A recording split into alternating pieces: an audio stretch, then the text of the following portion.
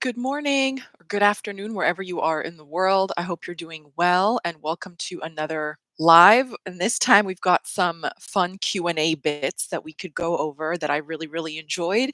So thank you all for participating and I hope you're doing well. I've been super busy, so I've skipped the Wednesday ones midweek and I've been super underactive. I haven't been active at all on TikTok, actually, just reposting things that I find very funny, which we all, I'm pretty sure all know what they are by now. And that's kind of about it. I'm happy to go back live on TikTok. It's such, I've just been back to my studies. So adding to my collection. So I'll be probably slowing down a bit more. As I've mentioned before, my readings have slowed down as well. But I do still have stuff on Etsy. If you're interested, you can just message me and we can figure something out. Okay, that being said, we can get into our questions. I've got some really good questions for this week. So I hope you're all having a wonderful eclipse season. I feel like I've been put into a spiritual blender and I'm not feeling so hot physically either. So I hope you're all doing much better. And I don't think oh, here they are. I do have them saved. Guys, I did something right. Oh, it's amazing. Okay, so these came in through Instagram mostly, a couple of YouTube comments, and some, like one or two emails. Hello, Queen. Hi, Megan. Thank you for being here. Queen. Okay, let's start with compatibility. So one of our viewers, Jupiter something, Rocky asked a really good question based on a previous video on YouTube. He always asks really insightful questions. I'm just always too wrapped up in my own mind to actually like type a detailed response. So I'll do it here. So I'm sorry. I do read them. I'm just in my own world. Okay. He said about compatibility. So as you know, I match charts. Like that's like my thing. Okay.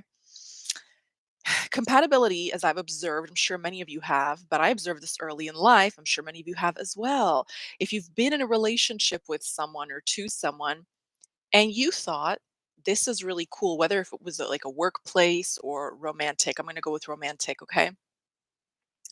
A key component of a functional, sustainable, long term, deep relationship that's actually fulfilling is willpower. I've noticed most people who are deemed compatible are compatible because they choose to be with that person. So, really, it's a two-step thing. One, you have to want to be in a relationship. Two, you have to want to be in a relationship with that person specifically. And then three is they have to want the same out of you. So you have to match up with someone who actually wants a relationship. If they care about you, doesn't really matter. Where's that going to go? They could just use you for a summer or just like drum up something in your mind that never comes to pass. And secondly, they actually have to want to participate in a relationship. They have to, that means they have to want to see the best in you, to bring out the best in you and all that stuff. Okay. So those are the key requirements. And that being said, this is what I've observed in astrology. You'll get charts that are so amazing when they come together and then nothing ever happens. There's no facilitation or incentive or motivation on the part of one person or the other. And another thing I've also noticed is people who have what we would consider like poor or bad compatibility. They have long lasting relationships because they actually want to be partnered, they want to build a life and so forth. Okay. Okay, so that being said, I was listening to Abraham Hicks years and years ago, and they did say this one thing that really stuck. And they said, compatibility is a choice. And I, deep in my heart, have always felt that. I always felt if you stick around long enough, if you try, you will actually find something that you like about just about anyone. And if you dip, it's like, I don't know, that's up to you, but it's I don't like the lens of blame or something like that. And Iyanla Van Zant also had a question once about breakups, and someone said, "If you get cheated on, whose fault is it?" She said, "It's no one's fault, but you are responsible for your own heart being broken. You're responsible for yourself." That is how I feel. Okay, I feel compatibility is a choice. You could choose that person, choose to love that person, and they can choose not to do that for you, and then you can choose to leave. Um, so compatibility is a choice ultimately because no matter how many charts you look at, you'll find a lot of them. It's like wasted potential. It could have been really good. And then the ones, even when the readings are not positive, and I tell that person, that person's like a little bit flippant or they're not in a good time right now or something, they're going through some healing, they'll still go for it. And the other person can't deliver and meet them halfway. Okay. So it's a choice. It's absolutely a choice. You can, everything in life is surmountable. I literally just got a book. Here we go. I just got this. Wayne Dyer, there's a spiritual solution to every problem. I'm in a Wayne Dyer phase. We can talk about that next week. But there's nothing you can't solve, be, do, or have, right? But yeah, people don't want to kick it with you. Nothing you can do about it. You got to keep it moving. Okay. Okay. First question, or second rather. Lately, I've been struggling to do anything productive, even though I push myself. And another one came in very similarly. I'll find it here.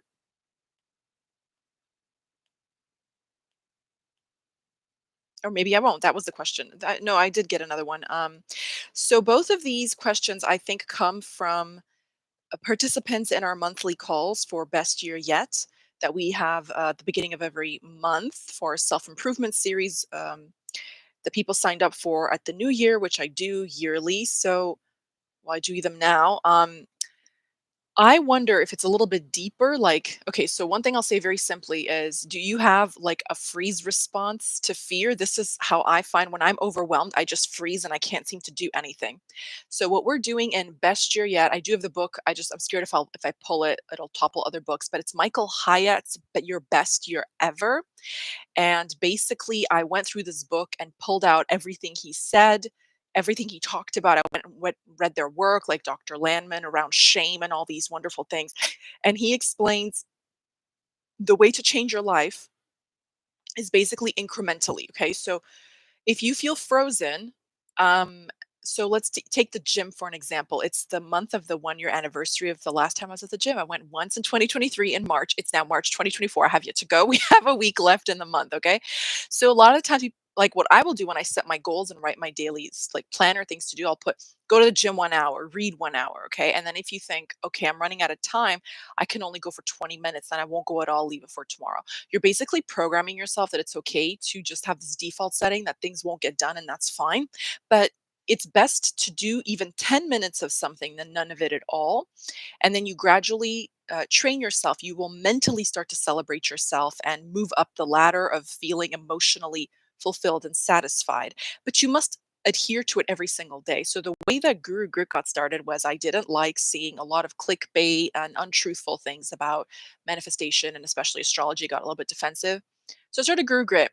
But I didn't have like I still don't have the equipment and all the like production value that a lot of other people have, like the editing, whatever. But I didn't care about that. It's not like my style, number one. Number two, I had this realization. It was like the 2019 going to 2020.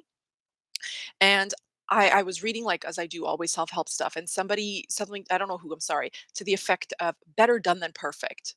And this is what happens with procrastinators are stuck in this freeze response of perfectionism. And can I just tell you, there is a veneer on the whole of society, wherever you are in the world, that you should have something by a certain age, be something by a certain time in your life or whatever. And a lot of those things are externally driven. And so in this book, he explains really well that if you're not actually passionate about what it is that you want to accomplish, if you're lacking in motivation, you probably never get it done. So your goals, your day to day goals, should center around something that has a sense of importance to you, or second to that, some type of urgency. So I'm not particularly passionate about whatever, like financial literacy, but if you need money, you have a sense of urgency around that. That's going to add a lot of like fuel to your desire to have that, right? So that's acceptable. So really sitting down and reflecting and being honest with yourself why you can't move, that's something to really consider. We also just started like spring, right? So we're in the actual new year of the planet. So I think now's a really good time to set goals and go for it. And I will start with an alchemical process, which is to purify. So purification, often this is done through, like purification of spirit, like spiritual hygiene, praying and mantras, okay? Diet. People cut things out. But I want to talk about mental and social purification. Do everything in your power not to be around people who do not facilitate your goals or lifestyle, okay? Um, that's like if you want to get clean, you cannot hang out with people who abuse substances or drink, okay? If you want to date for marriage, you cannot be spending time with men or women who are not serious. Do you know what I mean? And social media is another one. This one I'm really struggling with. I never had problems putting down my phone before. I don't know what happened this year. Something just flipped. I'm just like a zombie. I can't stop scrolling. Okay, so that was something that I realized very quickly it's such a drain on your time and your own motivation because you slip it. It's like a high, it's like a coma. You're like, "Oh, I'm able to relax and do nothing." Don't do that, okay? So push yourself a little, and then what you realize is you flex that muscle of discipline and things actually get easier.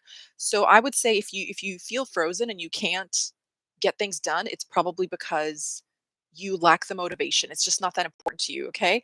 So find ways to make it important or turn it into a game. So say if I whatever, save $100, I get to go get my nails done, or if I do my laundry, I'll have a Twix. You have to find a way to do it. So, like, if it's about the gym, you'll see if I go to the gym on time and do that, I can, go to sleep 15 minutes later and spend an extra 15 minutes on my phone. So, you have to balance out what you're trying to cut out and integrate in your life. And then you come around again, and once you're fully disciplined, you can partake in things without them having such a possessive quality over you. So for example, like, I don't have vices in the way that we would normally, like, consider vices, like drinking. So I can go and have a glass of wine. It means nothing to me. I don't particularly crave cigarettes, but if they're there, I can partake. It's like not a problem, right? Hi there. So for me, it's like I'm cool about it, but if there's a jar of Nutella on the table, it's like, okay, now I'm tempted and I'm starting to sweat. So I figure, hey, if I do all these things that keep my body healthy and I'm active, I can eat that and not feel bad and not have a sugar high or not feel guilt. So it's about just mentally purifying those things. Someone just wrote, miss you. I miss you too, babe. I love you. I hope you're doing well. Okay. And then pushing yourself. So when you push yourself, you basically increase in resistance.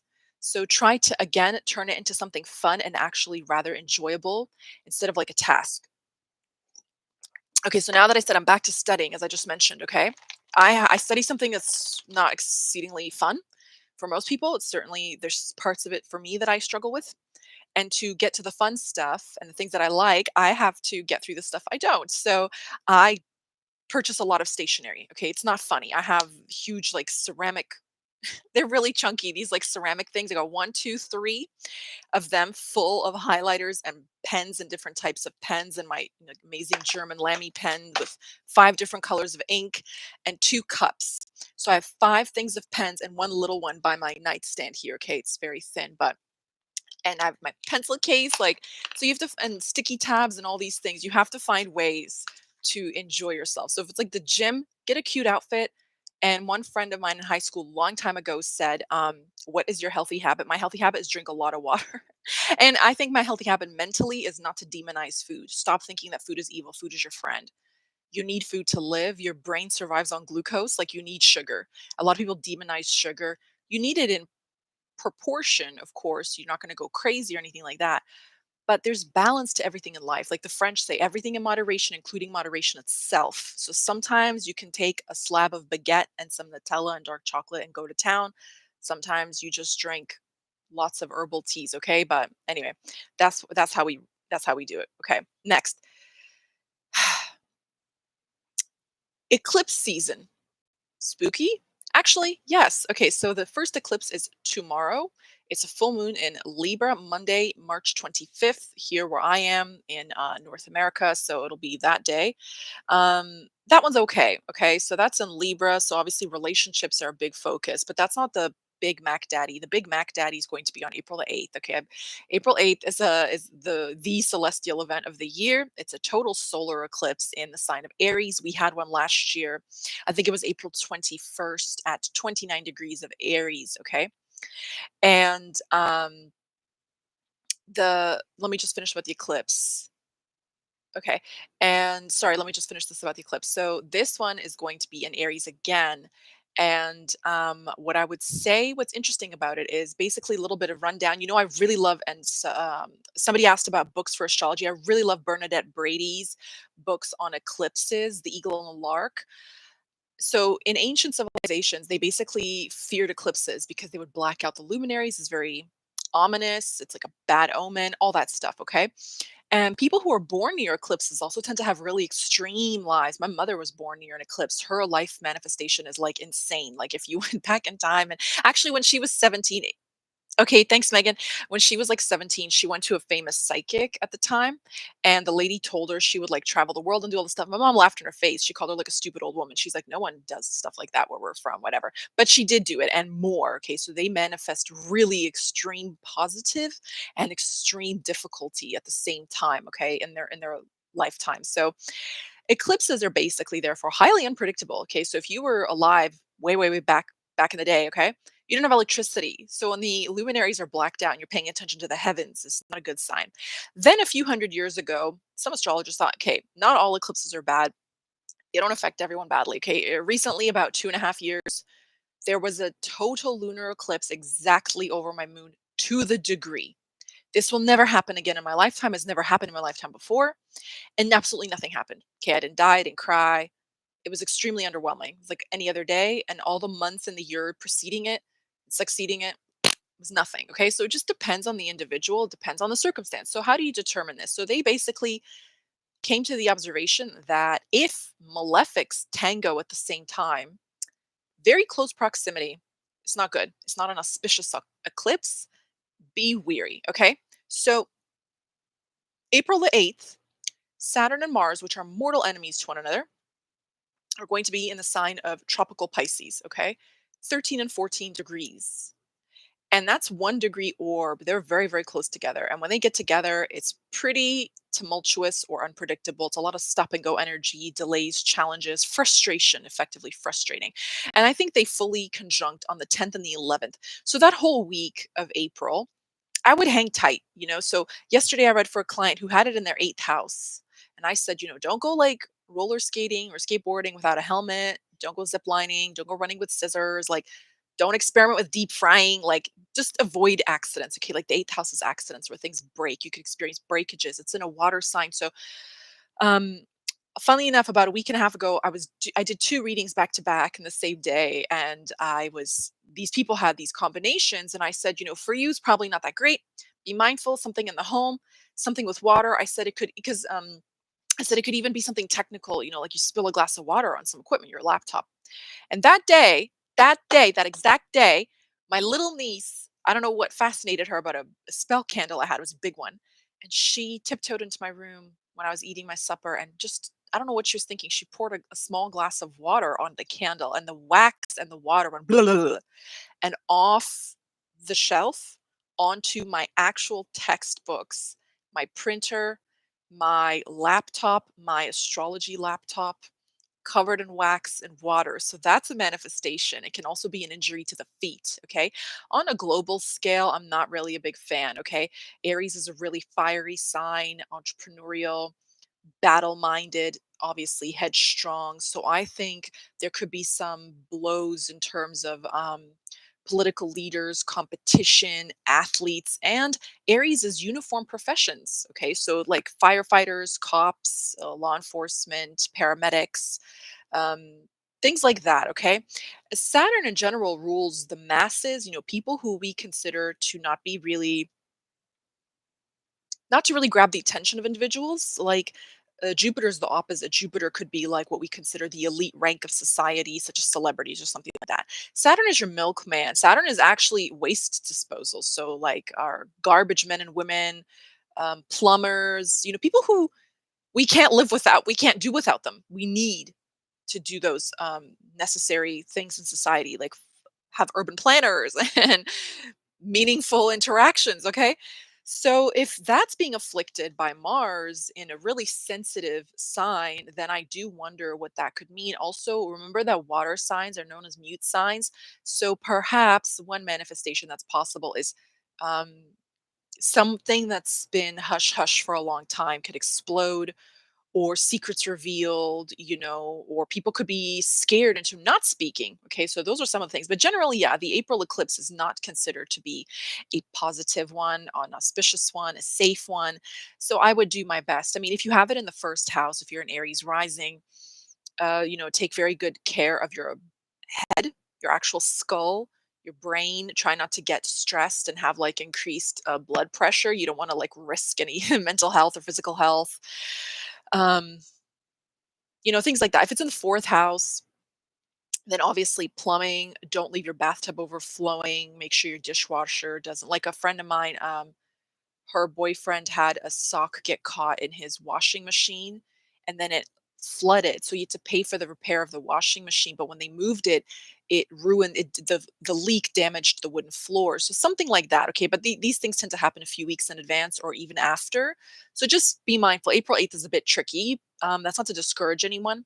It's still a huge celestial event. You can do incredible magic during that time if you're so inclined. But I think a lot of yelling, aggression. I mean, Sun Rahu is just like a crowing rooster, like "Mah!" And so I think it could be against like um, powerful structures, like organizations, governments. The sun rules the government, kings, people in power, obviously royalty. Uh, so we've heard some things there, but Rahu is illusory. So anything that comes out from the royal family, I wouldn't believe personally.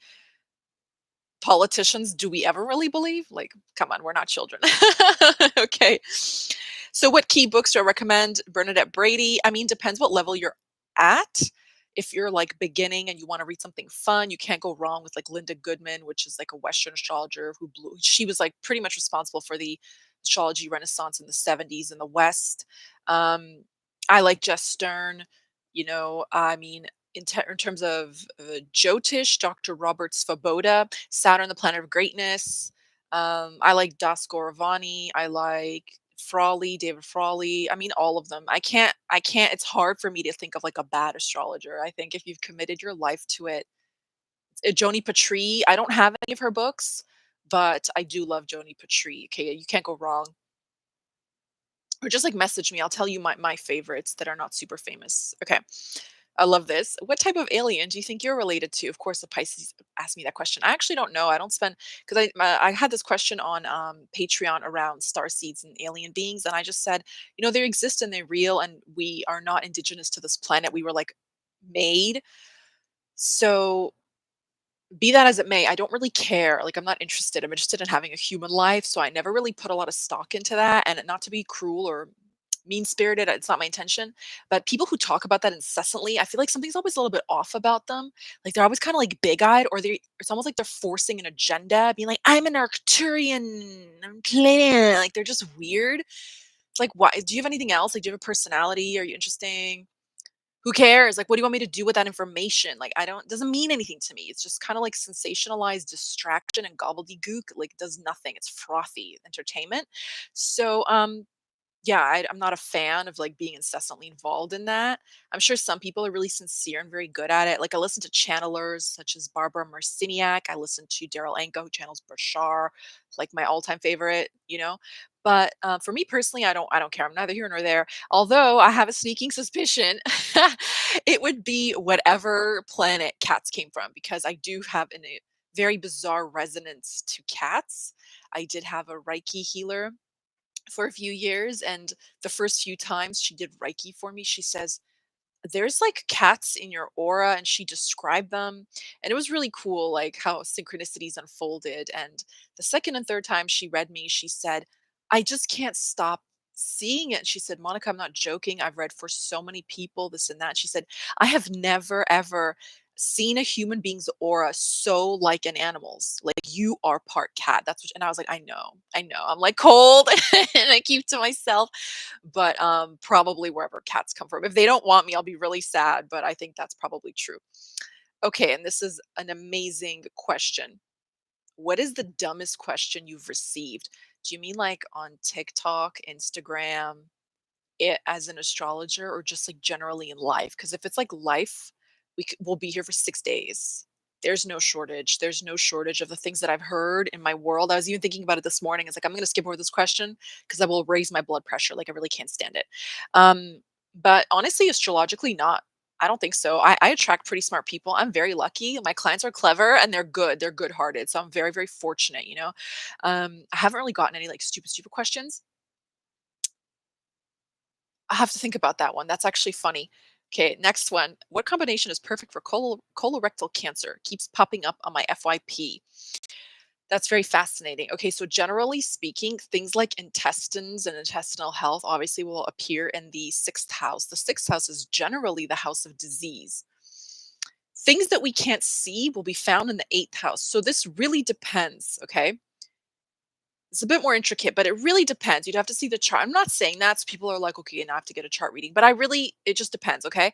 So sixth lord in the eighth. Okay. The eighth house is like something that you find out after opening the person up in surgery. Okay. So that would make sense. The other thing, though, is it also forms something called a Viprit Raj Yoga, which is the cancellation because it's a Dushtana Lord in a Dushtana house. So it cancels the effect for the most part. Okay. So maybe they'll get it, but they'll catch it in time or they'll respond favorably to the treatment.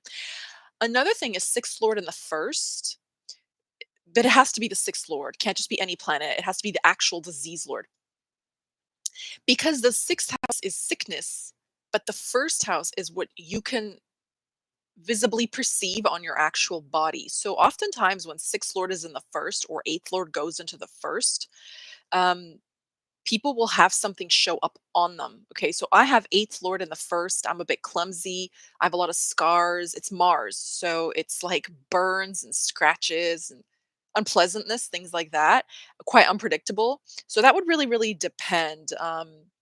And it depends what kind of disease. If it's acute or chronic, like Saturn pretty much governs more chronic, long-lasting things, so that would really depend on the severity and timing, okay? Is your sixth lord transiting the first house? I'm trying to think, so some people, let's say you have Mercury or Moon ruling the sixth, you're gonna have sixth lord transit your first house pretty often, right? So pay attention to if you feel poorly during those times. Otherwise, if it's something such as Saturn, which will happen only every 30 years, you have to be more cautious because that's a very long transit, a 2.5 year transit over your ascendant as the sixth lord. You could feel extremely unwell, and have some pretty like grave things to deal with. So pay attention to that. Okay.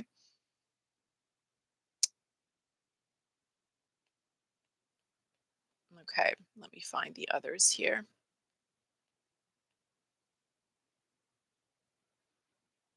Mm-mm-mm.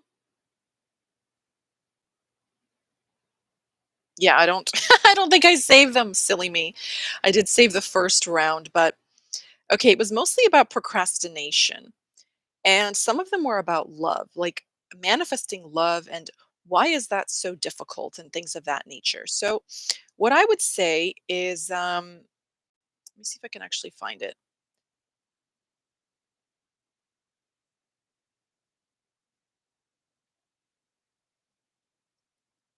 Ha, here we go. I knew I had it. Why do I overthink things to the point that I never actually do the said thing? So that goes well with the freeze response and procrastination. And basically, you mentally psych yourself up, you balloon that to such incredible proportions, and then you do not perform the follow through because you've overwhelmed yourself effectively. So you've overwhelmed yourself into thinking that's a hard thing to do or that's going to take a lot more out of you than it actually will. Pardon. And then you just kind of struggle. So just incremental little baby action. Okay. And this person's part of our group. So I did email you the slides for January, February, March. So just go through the January ones are the most intensive, but they'll be very helpful. Okay. So like incremental action every day, 10 minutes a day, whatever it is, meditating, reading, and so forth. So also our viewer here also said, how do you do that? And what is your advantage for that talking about food? How do you mean what is my advantage talking about food?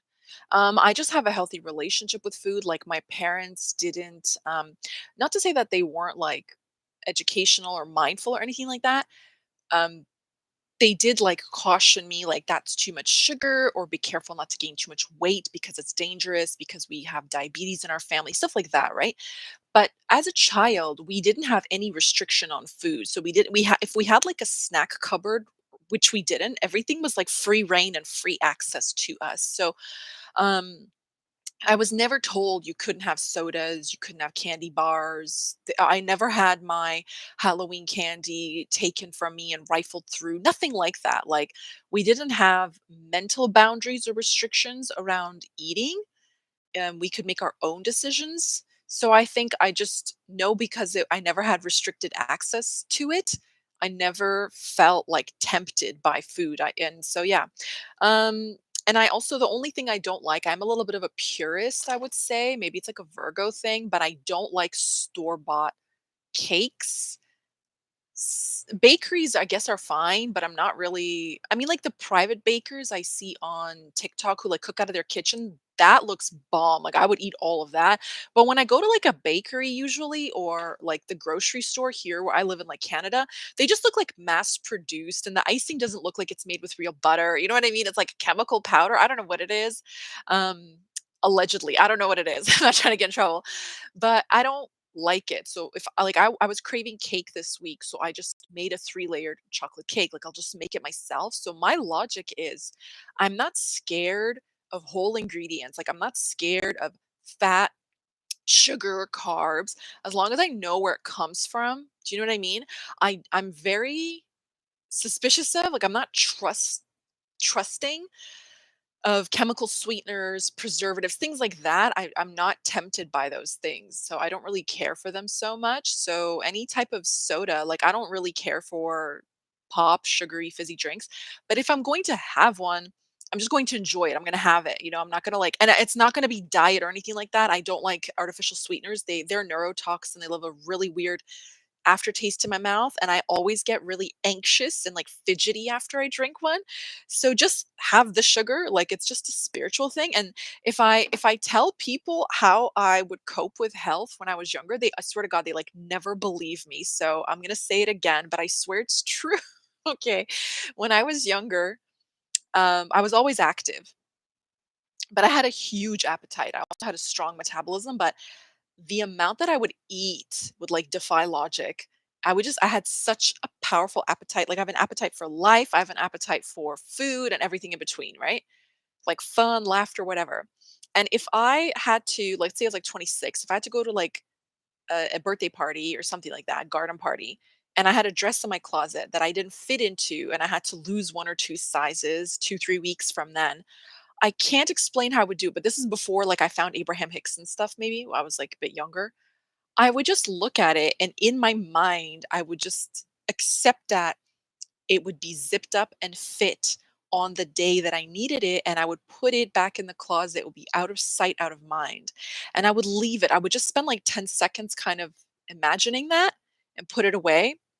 And for the next 2 weeks, I wouldn't change what I did. I wouldn't change what I eat. I wouldn't change anything. And when the day came, my clothes always fit. So I swear, it sounds crazy, and I know I sound crazy because I used to be able to do this. I don't think about it now, which is maybe why it doesn't happen. But anytime it came to me losing weight, I would just use mind power. I know it sounds nuts, but I never thought like food was my enemy. Like if I look at a piece of cake, I don't think about 1,000 calories. I think about pure joy. If I look at a vegetable, I don't feel like I'm eating that because I'm depriving myself of a chicken tender. I just enjoy that vegetable. I just enjoy a glass of water. I enjoy tea without sugar in it. Um, but yeah, I don't associate deprivation with food, and any food I have, I treat with the spirit of plenty and like gratitude. So that's the only thing I can kind of talk about, like vibrationally, how I relate to my meals. I'm just like happy to eat. And Nigella Lawson had this one line, something about being a professional chef or cooking, and she said, I'm a cook, something to the effect of, she said, "I'm a cook, but my skill set primarily lies in eating." And I always thought that I so much more enjoy eating food than making food, though I can do both.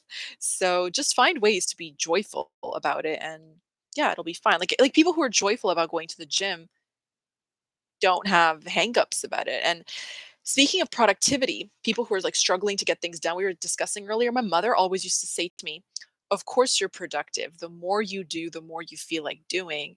And the less you do, the less you feel like doing. And that's simply because you just get used to it. So you can just get used to doing more gradually, and it'll just come across as a lot better for you personally. Okay. Mhm. Here we go. Why am I always tasked with serving all the rhymes with hunt anywhere I go? My back aches. Okay, I've been waiting for this one. That is because you have a much higher level of social Intelligence. Apparently, okay, when I was in high school, we had this amazing teacher. We were like the last class she taught before she retired. She was like old as earth, okay? And she made us, it was home ec, and she made us learn types of intelligences when I was like 15. I was 15 years old, I remember her. And the ninth one she said that there was 9, okay? She said that there was like culinary intelligence, social intelligence, emotional intelligence, musical, visual, like arts, actual intellect, which is mostly what we prize in the West, like just going to school and knowing math or something, right? Relational intelligence. And she said the ninth one was the most important one and actually the most subtle but hidden marker of incredibly smart people. And she said it was humor because humor tied with timing, self awareness. You have to have emotional intelligence. You actually have to have a vocabulary. You have to have emotional intelligence, I mean, social intelligence to know what to say, when to say it, and all that. So when someone is serving, and they're tired, it's because you're bringing the thunder everywhere you go. You're tasked with being interesting and worthwhile being around. And you'll often find there's not much of a return on investment. Sorry to say, that's the truth. Okay. So that means that you are always the one who brings the vibes, but people leech those vibes off of you. That's why your back aches.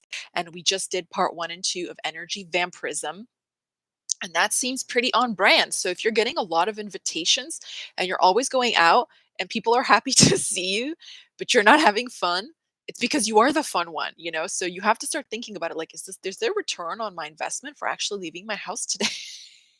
So it's probably because you're highly intelligent, okay? And you're not stimulated by your surroundings and you're not stimulated by your company, okay? So we'll talk about that more, but here we have, why have I been single since before COVID? Lord of a mercy. Why indeed? Why indeed? I have a huge stack of books on love and relationships, okay?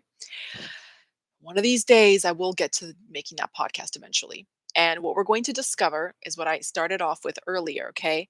You have to be, I'll put it this way, something that's really fascinating about astrology is you look at someone's chart, like I did read for someone the other day who just had poor trust issues. Much to my surprise, they actually are, I'm not really that surprised, but they are with someone on and off who's no good for them, which tracks because if you have poor trust issues or self esteem, you'll probably stick around with things that don't really serve you because you're not learning lessons. And you also tend to think if your trust is pinched off towards life, you think that if I let this person go, there will be no one else and I've invested so much into them because you it's scarcity thinking. You think that there's no one else who can match that, right? But that's not the truth, okay? God has someone for everyone.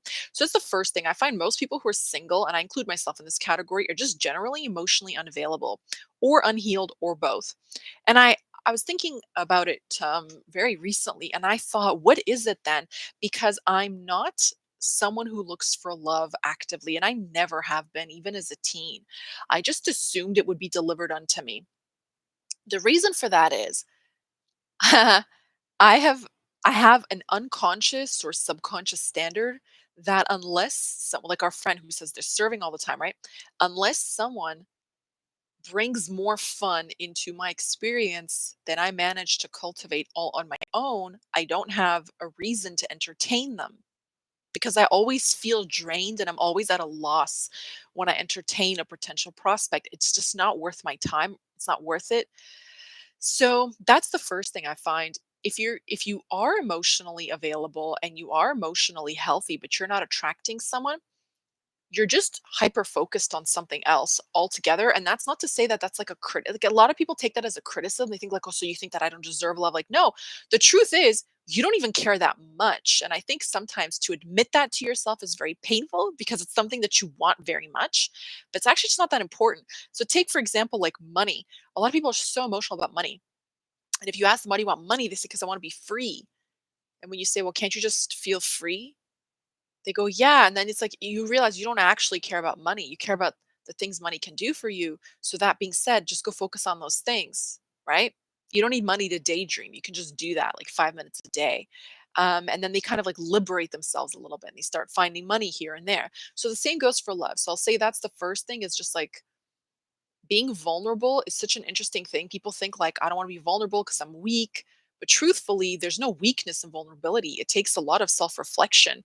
And just because you're vulnerable doesn't mean that you're not intelligent. Okay. Like, that's the thing with the sprinkle people and the 50-50 argument, which is like you need to have safety money just in case something goes wrong. Don't listen to these people. This is bad advice. The truth of the matter is, 50-50 people are not, I mean, sprinkle people are not advocating dependence. They're not advocating impulse decisions. They're not advocating stupidity of any kind, right?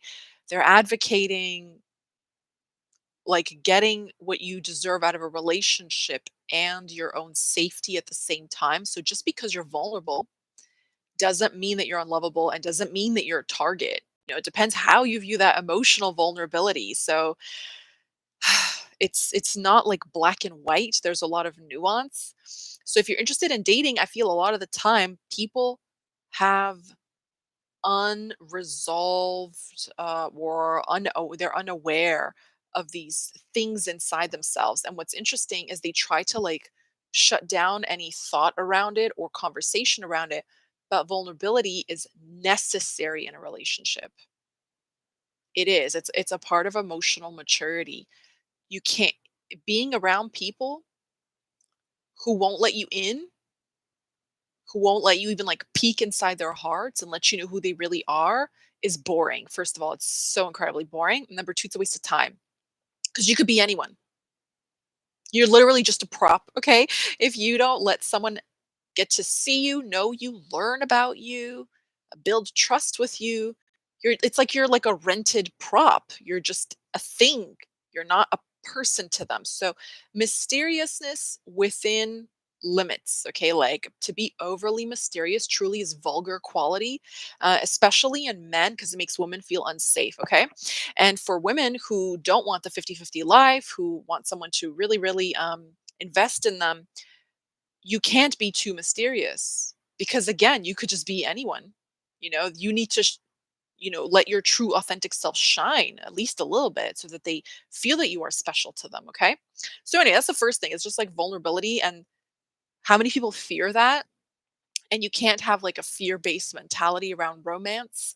And I also find with women especially, they don't ask for enough. They are like afraid to ask for too much or have like I think Mina from Universe Guru, she has something called like a love list. Like you list these like qualities that you want and how you want your relationship to look and just adhere to it. Never, never, never, never, ever settle. Like never steer away from that vision for your life. Okay, another thing too is probably just the generation that we're in. People just don't court like they used to, and we definitely need to raise our standards. I've been saying that for. I used to get made fun of for talking like this my entire youth, but now I'm glad we're having a renaissance of this like common sense. But generally, okay, so what I've noticed like with astrology, okay, as I started saying, you'll see someone's chart or you'll talk to the person, and which is helpful to understand is you are born with the image or blueprint, soul signature, whatevs. It's a vibe of the ideal mate for you if you've chosen to be partnered in this life. Nothing's gone wrong. Okay. That the vision of that, I hope this is making sense to you, is real, and that person is real. The expression of that person is real. And so, little side note, Neville Goddard says when you are imagining a life with the perfect person or perfect relationship, focus on the ideal, not idea. So idea would be a specific person or a rigid thing such as, okay, I don't have anything against physical qualities, but let's say you say he's 6'5", or the guy says she's a triple D cup, 5'2", like that's the idea. Get the idea out of your mind. Focus on the ideal. They're generous, they're caring, they're kind, they're charismatic, they have high self-esteem, they're great to be around. You can talk about anything. So try to flow emotion towards how it would feel to be in that relationship above anything else, all right? So then this ideal exists, and basically it's not in one person, it's in many, many people. And When you are in alignment with yourself, you can bring it out of just about anybody. Okay, that's the truth.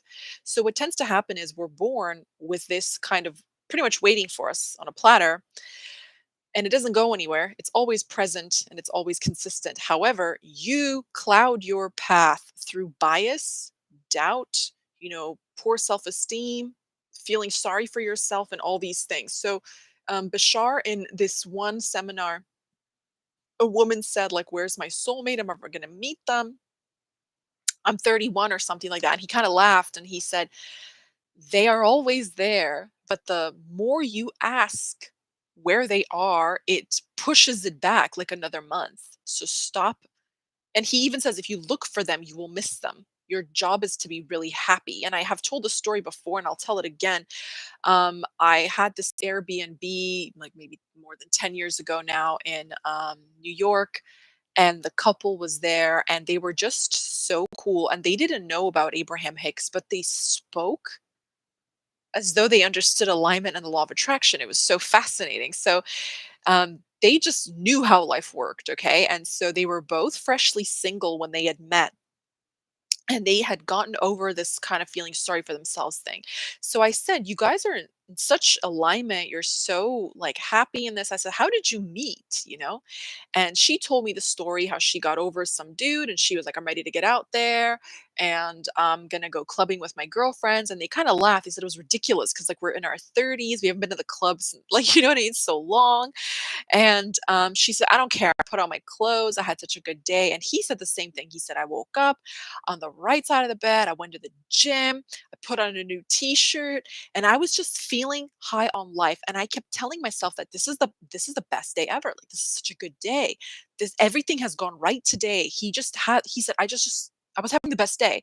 And he said, "I walked into the club and I just looked around at the people and I thought, even these chandeliers are nice. I like the lighting. I like the crowd. I like the song." And he said she threw herself at me. She threw herself. He says, "I didn't have to go up to anyone. I don't have to talk to a single girl. I hadn't been in that club 5 minutes, Monica. I haven't been in that club 2 minutes. I just walked in. I was just making my way through the crowd. This girl, like, she cartwheeled, like, pff, she catapulted, she flew at me. She went, 'Hi, I'm whatever, Susie.'" And he was like, "Hi." And she was perfect. She was everything I ever wanted. I was like, "This is amazing. She's an angel." And she said, I was standing there talking to my friend and I said, "I'm going to like meet someone. I'm going to, da, da, da." She said, "I saw him," because they were like on the like private table, you like higher up. So she could see people coming in. She said, "I saw him come in." And I told my friend, "That's that man. I'm going to go get him. That's my man." And she said, "I just knew it. I was confident. I was beaming and I just went up to him. I didn't know if he was single. I don't know if he was there to meet his wife. And I just like flew in front of him in all my glory. And that was it. That was the day they met. Been inseparable ever since. Now they owned a house and they were, living, enjoying, and they were so cool. I remember they it was like a Friday night, my second day there, and they'd come back from a Costco trip and they were saying it's one of their favorite things to do at the end of a work week was go to Costco together and get ready for the weekend. And they bought one of those roast chickens like everybody loves. And they were offering me some. And I was like, "No, I'm good." But I thought, such like a small thing to do is grocery shop with your partner. And they was like a highlight of their week. They just knew they were programmed to be happy all the time. And no one taught them that. But what they did do was they cleared their biases, their negative beliefs that it was hard to meet people, that you needed this and that standard. And I was literally thinking about this just yesterday. I'm so sick of this conversation about you can't meet your husband on Tinder, you can't meet your wife on Hinge, and you can't just go up to people. What are you supposed to do? Wait for someone to break into your house? You know what I mean? Like, stop with this nonsense. Eh, Time and space mean nothing. Vibration goes everywhere. People have been married off of Tinder. People have been married off of Zeus, coffee meets bagel, whatever. People have been approached in public and got married that way. It doesn't matter. Okay. As long as you're putting out the energy to meet someone worthwhile, that is what matters. It doesn't actually matter how you meet. You just want to get the ball rolling. That's like saying, "I want $1 million. I'm going to do these things when I get it, but I don't know how I'm going to get it." And then you get stuck on the how and then you never ever get it. So that's completely irrelevant. Like, stop beating yourself about that. And all this advice going around online and do this and don't do that. Who actually cares? Who cares? If you're looking to fall in love, focus on that. Stop thinking about the right and the wrong. Like, who cares? Honestly. I mean, there's people, excuse me, I have to reapply. There's people online and in the world who have met in the strangest manner. Um, there's drug dealers who've married their clients, plugs who've married their clients, there's bosses who've married their employees. There's homeless people who have met while they were homeless and got married. Who actually cares how you meet? And this whole weirdness about like judgment and lying about how you met, so relevant. That only concerns you two. Just get the ball rolling. Who actually cares? It's not, as long as it's not like illegal or immoral or whatever. You know what I mean? Just get the ball rolling, and in the end, you'll get over it. As long as you get your fairy tale ending, you'll be fine. So, speaking of singleness, so that's what it is. Clear all those biases from your mind and your heart and your soul. There's many, many ways to do that. Of course, I prescribe specific mantras based on the chart. Some people can just go straight into manifesting with a mantra. Some people need to clear something residual and then the love comes. But I would say live a full, happy life and don't worry about anything. Everything else will be delivered unto you and it's all good. Okay. So, that's that. But I would suggest searching your heart. What is it about love and romance that has you so enthralled with the idea? And I'm not judging. Don't get me wrong. I like when people get what they want. I like to see people win. It makes me happy.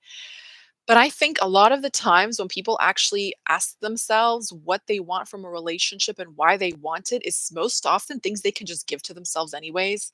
Um, I hope this is making sense to you, It's not that difficult. It's forms of love you can get from just about anywhere. And oh, thank you so much, Amari. That's really nice. She just came and heard you give great advice. Thank you. So just and remove shame and things like that. And something I'm going to mention as well. I think love is so,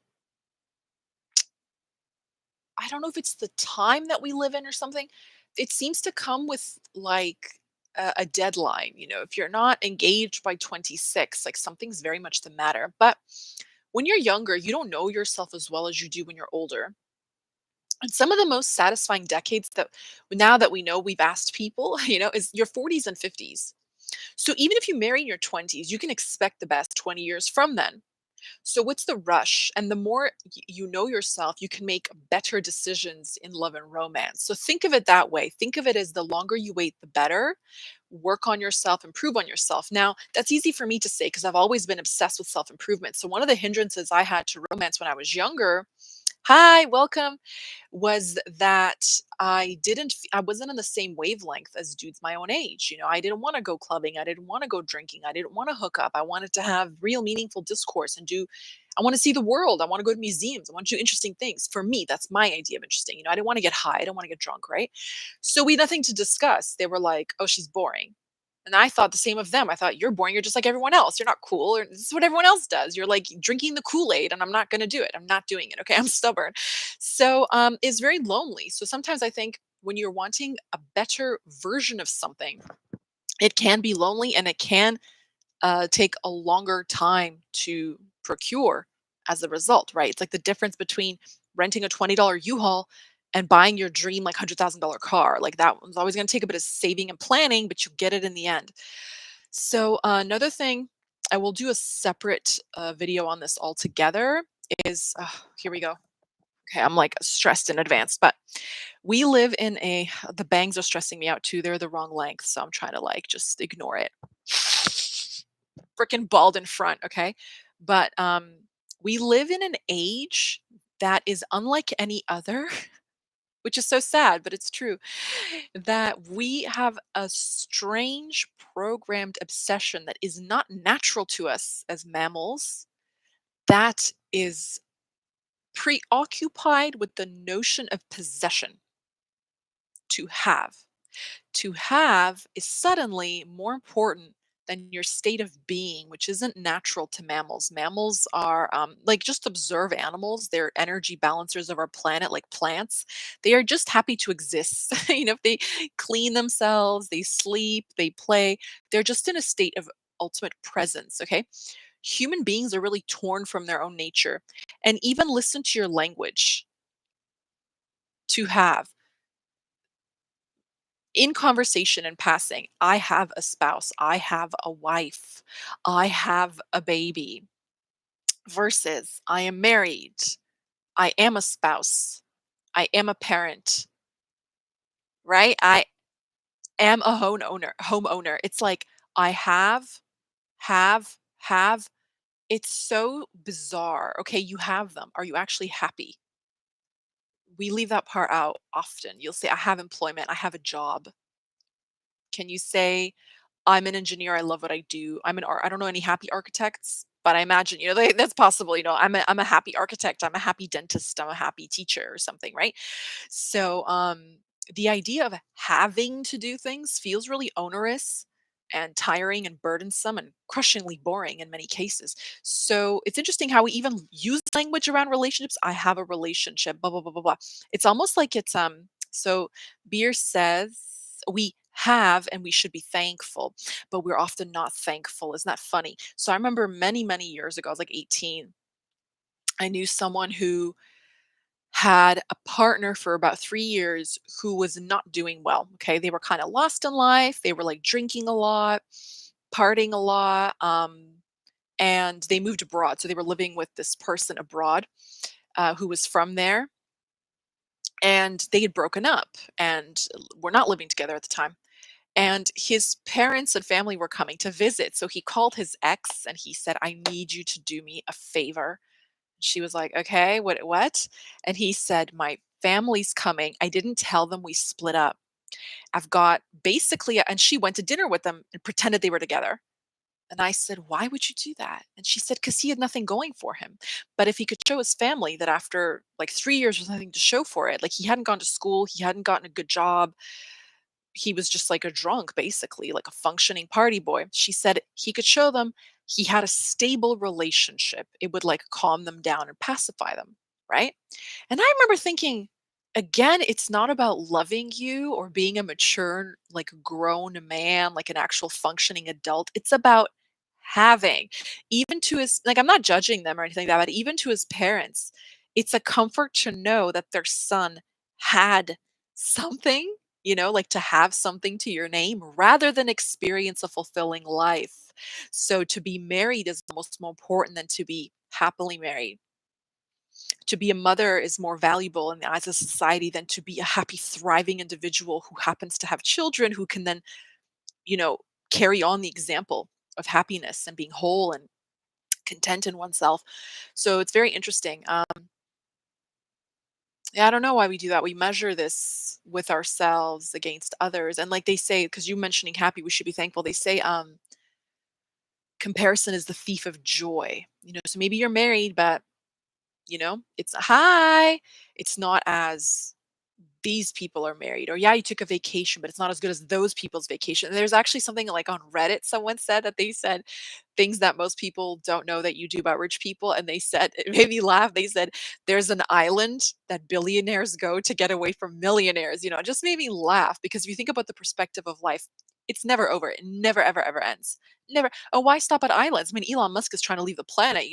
There's such vast possibilities for anything, relationship types of wealth, types of creativity, types of expression, family dynamic. You really rob yourself when you think that the only way to love and be loved is through a romantic sense. And this is something I've observed in my life when I've watched it happen to other people and I've watched it happen to myself.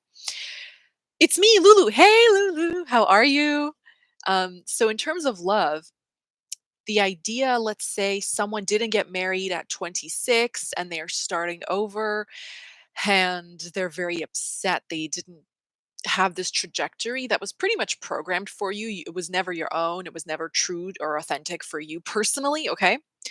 You can't even be angry at life. You can't even be angry at the opposite sex or the same sex or whatever. It's that you bought into a dream that wasn't your own, invested in it and lost. You gambled and lost, and you're mad at yourself. Be honest.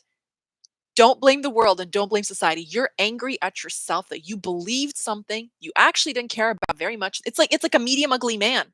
It's like a medium ugly man. You went along with it, hoping for the best, and you got screwed. And you're like, so it's okay. It's no one's fault, but you're responsible for your life. Okay. Magic will teach you that very, very quickly. At some points, we need to not compare ourselves to the others. Every day is a good day not to compare yourself to others. It's also very unoriginal and boring. And honestly, think about what other people have most of the time you don't really care for. I had a manager, she was a really cool lady. She was gay who came here from Mexico and ended up staying, and just like all these cultural religious things, she didn't feel like she went back to visit her family, but she didn't want to live where she was from, and she felt more safe in Toronto and had a full thriving life, and got a job as an administrator and managed a very small department. So she made pretty good money, came a very long way in her life, and now she had a wife. And they live outside of the city. She commutes every day to work, right? And she was talking to me one day and she said something, and she's 100% right. So, the whole wheel that you get on like gratification and you kind of like never get off, like the more you have, the more you want and all of that. She said, look around, like look at the people that we work with, like these physicians. They clock in like 80 to 100 hours a week. Yeah, their paycheck is like over 200 grand. I make 100 grand. And she said, just think about it, okay?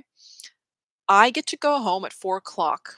I'm home by like 5:30, 5:15. Okay. I hang out with my wife. We walk our dogs. We have a car. We can go somewhere on the weekend. We have a house. We take a vacation every year. She said they do the same thing. They have wives and husbands. They eat their dinner. They go to their houses. She says their houses are nicer and bigger. They have more of an investment portfolio.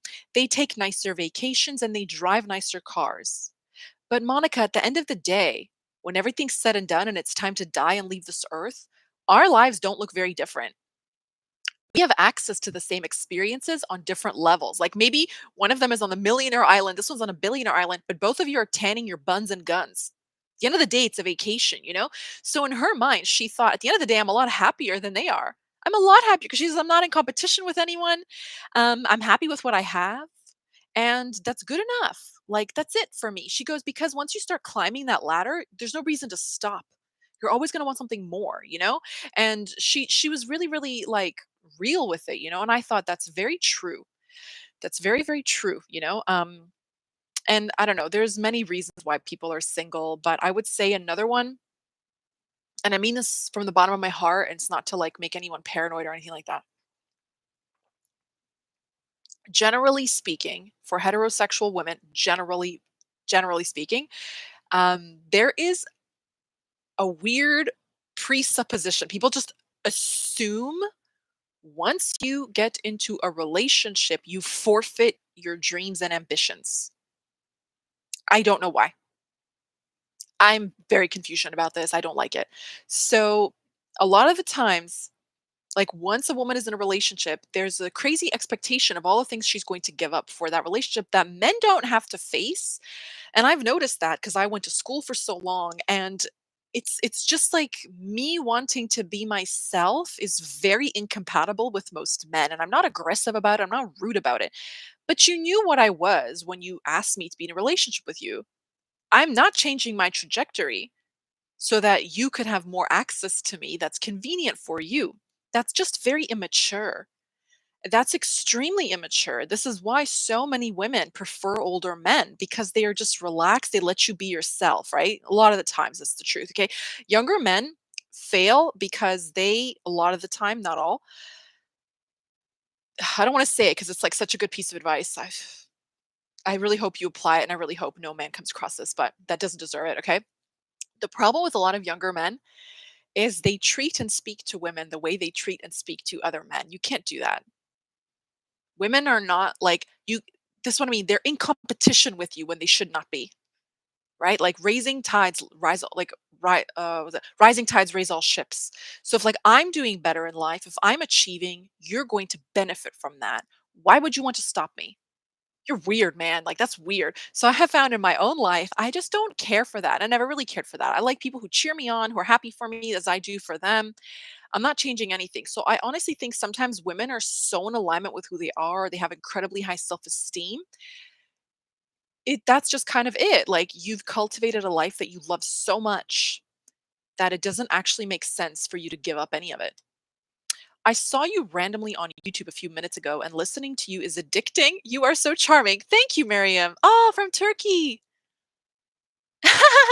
I'm almost 17 years old and obsessed with the American accent. Thank you. Thank you so much. Thank you so much. I actually don't know how to say thank you in Turkish. What's shukşükür? Yes, I know that from TikTok when she's like shukşükür. Allahu Bismillah. I'm like, honestly, yes. um, but thank you, appreciate that. This is it's deceiving. It's the you're welcome. It's the international student accent, the international school accent that moved to Canada. I don't know, I guess. So anyways, just I would say don't change a thing. And there was this lady on TikTok, she said too that she had a girl who was in a relationship, okay? And she wanted to go to nursing school, and she said my boyfriend's going through a hard time, so I'm going to wait a little bit. And basically the lady who made the video, she says, "I went for the 4 years, I got the degree, I'm working." After 4 plus years, this man just dumped her out of the blue, found someone else. So she forfeited her education because he was going through a hard time, and he repaid her with betrayal, okay? Imma tell you something. I'm 20 years older than our listener here, okay? I don't care what and I'm not saying this from a defensive standpoint. I'm not saying this from an aggressive, nothing like that. It's just common sense. Like, it's just logic, okay? You can't predict the weather. The economy is none of your business. Politicians are none of your business. Societal trends do not concern you. You create your own world. Lovers will do what they do. Friends will do what they do. You cannot rely on things outside of yourself. You have to be the queen that reigns over her queendom. So the only thing you're ever responsible for is yourself. Invest in yourself. You don't know what other people are going to do. You don't know what life will bring tomorrow. And life is highly fragile, unpredictable, and really, really sad at times. Okay. But I know for a fact, if I know anything, I will die by these words. Okay. With my dying breath, I will fight for these words. Your effort will never, ever betray you. Never. Invest in yourself. I don't care if it's books. I don't care if it's art. I don't care if it's time alone. I don't care if it's time with people. I don't care if it's gaining weight. I don't care if it's losing weight. Doing what's best for you will never, ever, ever fail. You will always get a return on investment. It could be a year, it could be 10 years. But when you put money in yourself, love in yourself, energy into yourself, you will celebrate that day. You will celebrate the results each and every time. A man can walk out on you, your own children can never speak to you. A natural disaster can take everything from you. When you fill your head with information, you will never go wrong in life, ever, ever, ever, ever, ever. Okay. Your own effort will never betray you. Effort is a consistent thing. Okay. Even if you have nothing to your name, the fact that you've programmed yourself to think like a winner, when chaos comes, you will be calm in a crisis because you know that you can rely on yourself. You know that you're capable, that you're confident, you're cool as a cucumber, whatever the case may be. Okay. Just believe, believe, believe, believe in yourself. And honestly, I don't remember who it was now. Someone said something like, "What if your boyfriend leaves you?" I think I cackled. I was like, "Good luck to you, man." Like, I don't care, like, it just doesn't matter. You have yourself. You've got to start prioritizing that relationship with yourself and to life before all others. Thank you in Turkish is teşekkür ederim.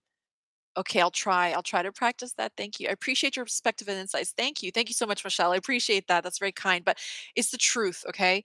Your effort won't betray you. So I'm going to take this to the extreme. Like, when I was in grad school, I didn't know what I was doing. I was very lost. I had a lot of problems with accommodation. I was rendered with no place to live after arriving. I had to live in a hostel. The following program that I did forgot to send me my acceptance letter, which I did get accepted into. Then when I got accepted, they did not send me any of the material until I actually physically arrived at the school. So I was 2 months behind everyone. They got their materials in July. I got it like a week after school started because they messed up. Okay. I didn't know what I was doing ever, ever. I was just like always catching up and always in trouble with someone.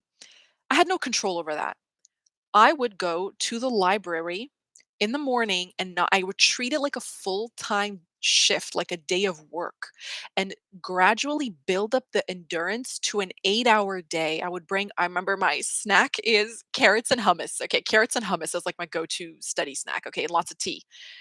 I would bring my snacks, I would bring my books, my laptop charger, and just sit there. Even if I don't know where to start, where to begin, just pound knowledge into my brain.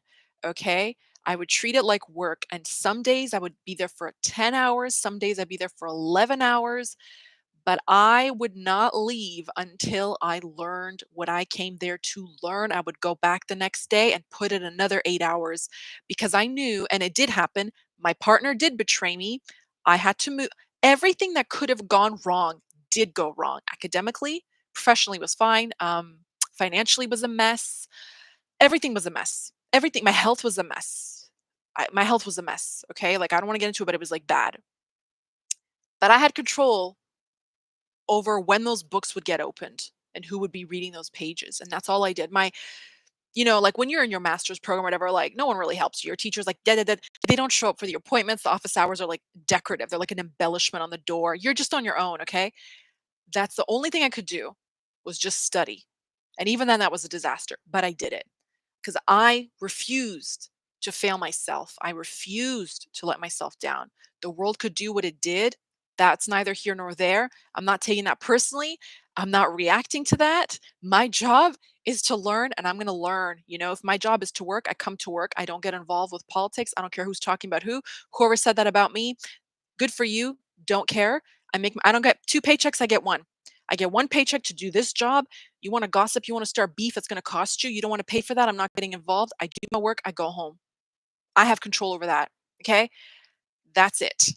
That is it. And dating goes the same thing. If you're dating to marry, date to marry.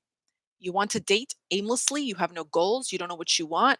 Ciao, I'm not interested in that. I didn't come here to be judged. I came here to be known for who I am. If you're not interested in putting that kind of effort into me, that's wonderful. Godspeed. See you later. I don't work like that. Okay.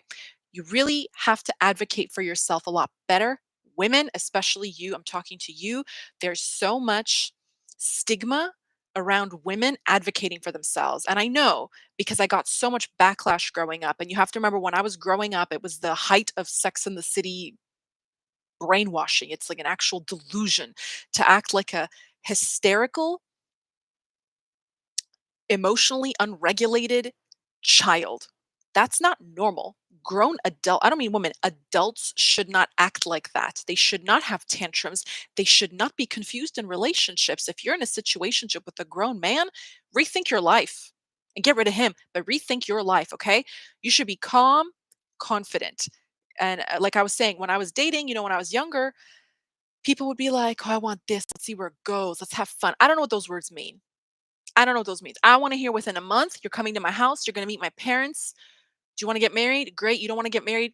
Peace. Okay. And then they would laugh. And not just the men. No, no, no, no. Women would be worse to me than the men because I wasn't going along with the script. I'm not interested in that. Okay. So think for yourself and don't be shy. To this day, I get made fun of. To this day, I had a gentleman ask me for advice not long ago about dating. I said, "Well, I'm sorry, but you have to man up. You don't take any action. Get out there.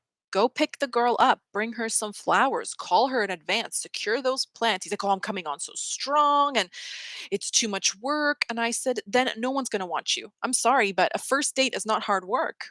The first month is not hard work. Those first 2 weeks when you're lovey-dovey, head in the clouds, that's fun and that's easy.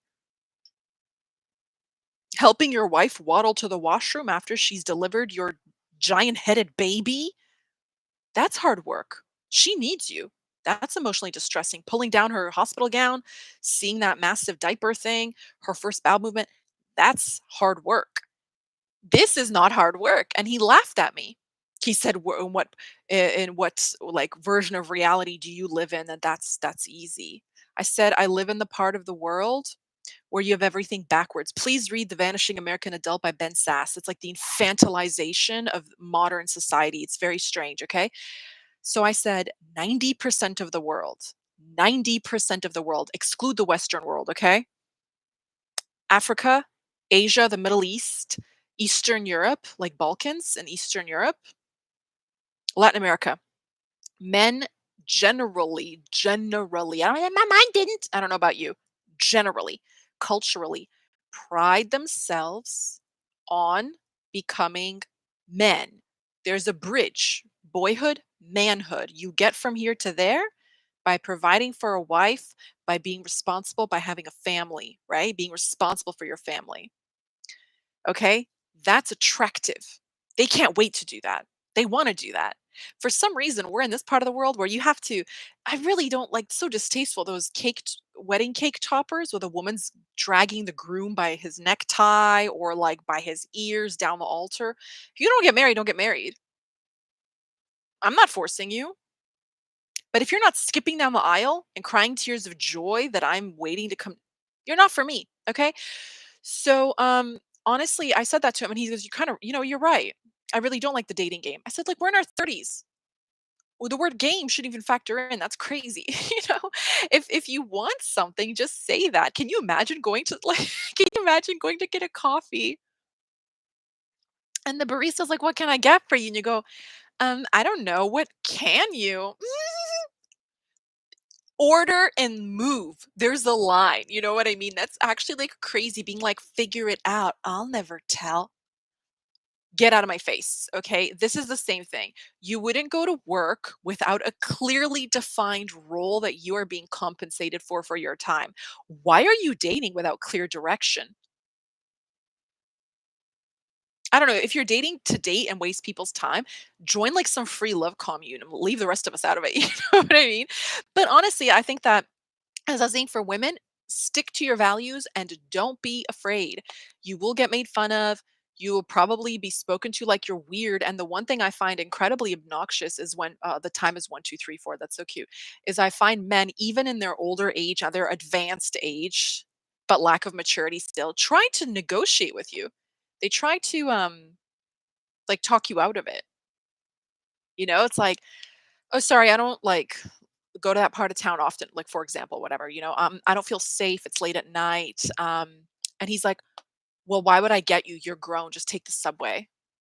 If he doesn't care for your safety on the first, second, third, fourth date, he's going to be the type of dude who will probably like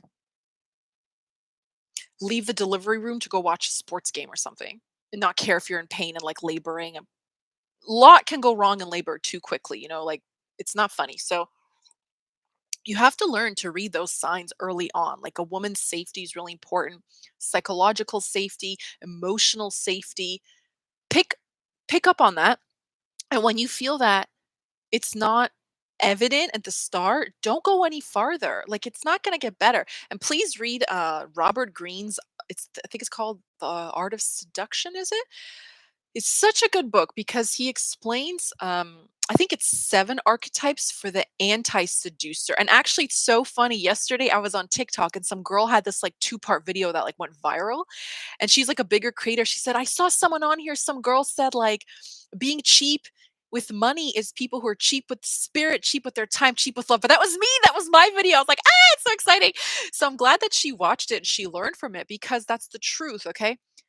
When you're dating, guys who don't care about your safety, don't call to confirm, don't come bearing gifts, do not even dream of showing up to a date with me empty-handed. I will never see you again. That's cheap as shit, okay? So pardon my language, but it's true. There's a reason there's anthropologist, I forget his name now, like a behavioral scientist. There's a bunch of them, but they all say the same thing. The importance of an engagement ring. Okay, so I don't personally care for engagement rings, but I want something that's equivalent to that. So, you know that one chick who had like a viral tweet, she had an engagement ring after 8 years. That was the thinnest band and the tiniest like speck of a rock, and everybody like flamed the guy in the comments. This is why it matters, right?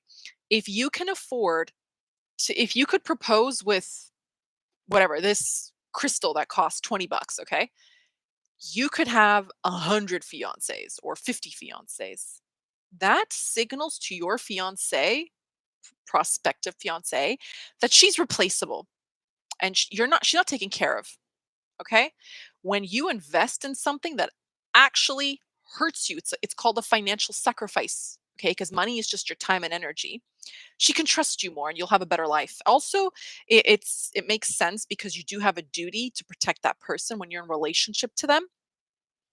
So just like men are paranoid, women are going to run off with all their money. Women are also paranoid. You're going to run off and leave them without money. So you need to get them something in advance. Should the worst thing happen, should they pass away or get lost on a flight or at sea, right? That they will not be destitute and starve on the streets and watch their children die of starvation, right? They can pawn that ring, sell that house, your boat, your car, whatever, and go get a one-bedroom apartment and build their life. Do you understand? It's about survival from a mammal's perspective. So if you are a tightwad at the beginning, this is what Robert Greene says. He says out of all the anti-seducers, the tightwad is the absolute worst kind of person because they have this energy that's so retentive and like insanely guarded. They can't relax. If you cannot relax on the first few dates, he says something like, get the dessert, get the bottle of wine or whatever, bring the flowers, tip the waitress, whatever it is, you cannot be trusted to provide an enjoyable relationship experience from then on. Because if everything is tit for tat, you're never really operating from an emotional basis. So basically, tightwads, this is my interpretation, right? They're stuck in their mind. If you're stuck in your mind, no offense, the sex isn't good. The romance isn't there. Those sweet little tender moments, they don't exist. And like that's what is that? I forgot who wrote it. The quote was like, those who weren't fed love as children with a spoon learn to lick it off knives, something like that. Like they didn't get the amount of love they needed when they were young, they'll take it from anywhere. So don't settle for that because it only gets worse over time. Just like that girl who had that article blow up, she made that video of her husband 2 days after she gave birth, he wanted a roast dinner. He's like, "You've just been sitting for the last 2 days." Listen to me. I'm sorry to that lady, but this is not the first time she's experiencing his character. I'm not defending him. He's a piece of work, okay? But please don't let it get that far. Please don't let it get that far. Okay? Be upfront. You're probably going to get rejected. You're probably going to get ridiculed. Never take that personally. Let me tell you something. It took me some time to really understand when I said these are my standards and men did not deliver on those standards, to learn not to take it personally. Because what you start to internalize is thinking, how come all these other people have whatever relationships, dates, etc., and I don't? It's because I'm difficult. I've been told that by other women. I'm like, you're so difficult. She's so difficult. Okay. But here's the thing. I also don't stay up till 4 in the morning crying over bozos. No, I do not. I don't do that. You're not worth my tears because I don't put myself in those situations. And what was really bitter pill to swallow is you're not difficult. And someone else's cowardice and lack of incentive to pursue you, it has nothing to do with you. I did have a conversation with a friend a few weeks ago where it was like it really hurt her feelings that men would not fight for her. But that has nothing to do with you, right? Because even if you lowered your standards and entered into an agreement with that person to date them and be with them, you will not be satisfied. And then again, you would only have yourself to basically hold responsible for that. So don't even go there. Just say, this is what I'm after. This is my end goal. If you're not interested in that, ciao, what I said at the start of this live, you have to want to be in a relationship and you have to want to be in a relationship with that person. One of those alone is not enough. Okay. So let's say a guy really wants you, but he's not sure if he wants to be in a relationship. That he doesn't really want you. He's not really working towards that. Right. No matter how wonderful you are, you cannot expect them to suddenly find these internal blocks surmountable. They're insurmountable in their own minds, all right? And ultimately, as a woman, I have found and I have read and learned and seen in life generally, men will do and say literally just about anything to have physical access to you, which means they don't even think of you as a person. You're just a body, okay? So if you're just a body, you know what you have to protect. You need a ring light, you need the ring light, the ring camera, the doorbell, the fence, the electric fence, security systems, sensors, okay, some weapons, whatever, okay? You have to start thinking of it like that. Like, I'm a wonderful person, so don't automatically assume people are interested in knowing what kind of person you are. You actually have to like lay it out and say, this isn't going to happen for 3 months or 6 months. I'm not going to bed with you, or I'm waiting till marriage, and just don't debate anybody. We'll finish on this note. I'll tell you why. I've sold this book since. I sell books on Etsy, like vintage books. Barbara DeAngelis was a wonderful she held like relationship seminars back in the day. You know the guy who wrote to Dr. John Gray, he wrote Men Are From Mars, Women Are From Venus. I have 4 of his books. She's his ex-wife. She's been married like 4 or 5 times. So she's like a super relationship expert, okay? And she had this book, it was something like Everything Women Should Know About Men But Don't. And there was this chapter about arguments. And in this chapter, she explains never to tell men what bothers you in a certain way. And when I say men, I basically mean like dudes. I don't mean like enlightened, evolved, beautiful, divine men. I just mean like males, okay? She said, if you tell a man that when he doesn't bring you flowers, for example, you don't feel appreciated because you used to do that, it hurts your feelings, okay? What an immature person will do because they simply perceive everything as an attack, like I say all the time, immaturity should be struck off the face of the earth. It's like the worst quality in humanity. I love humanity. I seriously cannot stand people sometimes, okay? It's the difference. But she said, they will not acknowledge how you feel. They will construe it as an intellectual argument, construe a separate set of facts over here in their own world, and beat you on the facts. They will never address your feelings. Okay. So let's say you say, hurts my feelings, you don't treat me like you used to. He'll say, oh, but I'm tired now. So it's all about money. You don't do the things you used to do in bed anymore. How do you like it when I flip it on you? So they become extremely defensive, hysterical, irrational, emotional, and you just shut down. And you shut down and you shut down. Now, let's say it's about facts. You say, when I come home and I'm tired, you don't do the dishes. That means I have to do the dishes. And when you're working, I do the dishes. So now you're bringing up a fact, a logical fact. He's going to flip it around and say, you don't appreciate how I feel. I'm tired. So he's going to beat you on a separate set of facts as do with emotions. So you're never going to get anywhere. So please just don't ever explain yourself. So when you're dating, you're in the talking stages, you're on the apps, you're doing whatevs, and you're saying, I want to be married, I want a dowry, I want a house, I want something. And they're like, that's not practical, that's irrational. You're not looking for love, you're looking to use people. Don't explain yourself because they know damn well a good woman does not come free, does not come cheap, does not come out of a fairy tale. A good a good thing is earned, always was and forever will be. And they know that. They know that. If think about it, how many of them watch sports and they know how much those players trade for. Think about it, how many of them know about watches and what they're worth. Would they rather have a $50,000 watch or a $400 watch? Think about it. They know what cars are worth. Would they rather have a $100,000 car or a $3,000 used Kia? They know. They don't want you to know so that they can access you on the cheap. Okay, so do not even argue. This happened to me this month. I met a new group of people and I was talking to a one and another woman. Of course, it's always another woman who's going to have a problem, and a man overheard us about this like whole sprinkle thing. And he was like so morally superior than me and her. And he was like, well, I believe in true love. And then let me tell you something. There is no true love when you expect the other person to bend to your whim and will every moment of the day without question. You're not going to respect that woman, first of all. And second of all, if you can't say no to somebody, you don't really love them. So a people pleaser cannot be in a loving relationship because they don't have boundaries, they don't have limitation. You know what I mean? When you understand how to protect yourself, restrict access to yourself, value yourself, you attract a much higher quality individual. Okay. Okay. I hope that makes sense. Yeah, and just don't fall into the trap into thinking that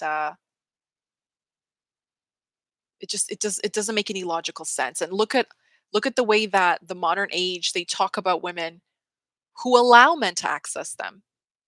You think they have anything nice to say about them ever? They're B words, they're hoes, they're this, they're that, they're they're I don't even know what. You know what I mean? So you can't win. So you might as well be just true to yourself and don't settle and say, you know what, most of the world, excuse me once again, most of the world operates in this fashion. There's very high standards for men, and there's a spiritual reason for this. I did talk about it on my Patreon last year. Women, and this is why religious men or godly men or whatever tend to maybe marry or marry younger and experience more happiness in marriages. I'm generalizing. I don't mean people who say they're religious and then club, drink, and sleep around. No, no, no. I mean actually devout people. Okay.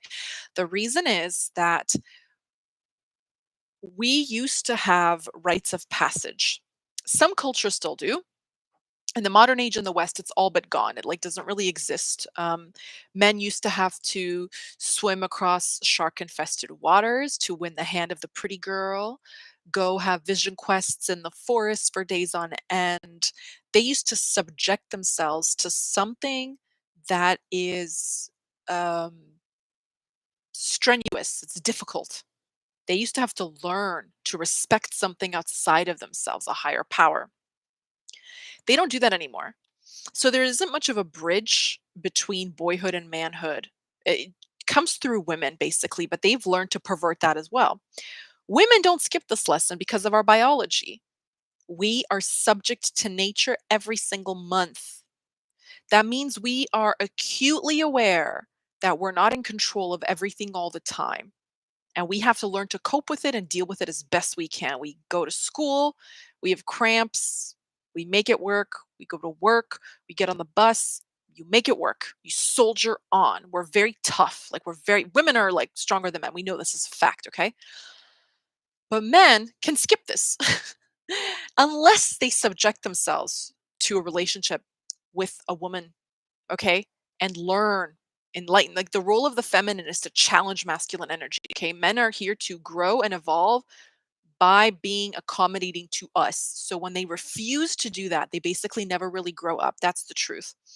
So I have found that when men are more spiritual or religiously inclined, because they acknowledge a higher power, they do tend to mate and be married for longer, whatever. Again, I don't mean all people. I like I said, not religious in name.